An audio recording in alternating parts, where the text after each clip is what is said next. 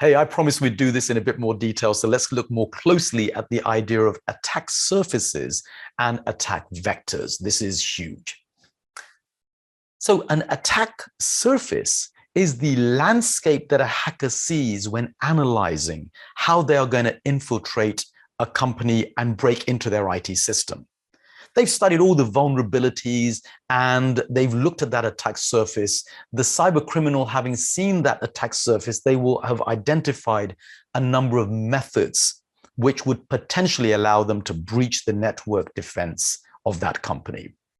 Now, those methods of entry are called attack vectors.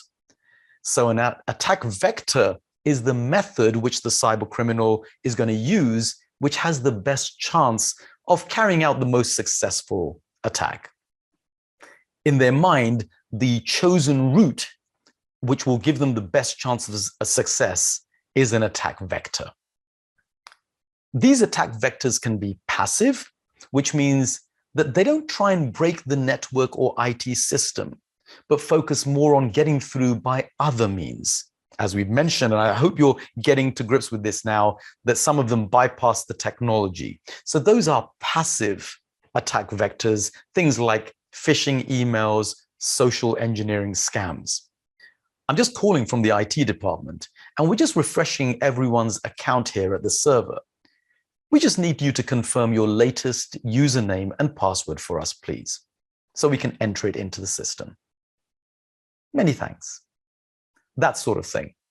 Or, of course, the attack vector can be active, which means that the attacker will actively be trying to break the IT system in some way, such as locking up your computer or planting malicious software into your computer in some way.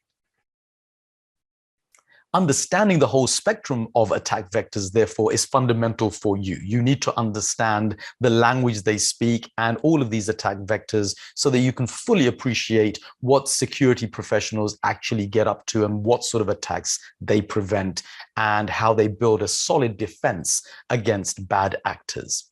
So let's now see what is in the arsenal of cyber criminals and how they get behind the defenses of most IT systems. So what are the most common attack vectors that hackers are on the lookout for? Well, it won't surprise you that the first one is weak usernames and passwords. Of course, this should come as no surprise. The reason why so many huge corporations, especially social media companies with a large global user base, are the target of attacks is because they're a massive mine of passwords and usernames. And hackers know that those same passwords and usernames, once they're stolen, can be used to carry out a whole range of damage. Once acquired, they can be rapidly programmed into bots, and those bots will then try and hack all other accounts pertaining to that user with those passwords and usernames. So suddenly, all accounts from your online bank account to your Amazon shopping account to an airline portal can be rapidly tested once they have your username and password. And it's done very, very quickly.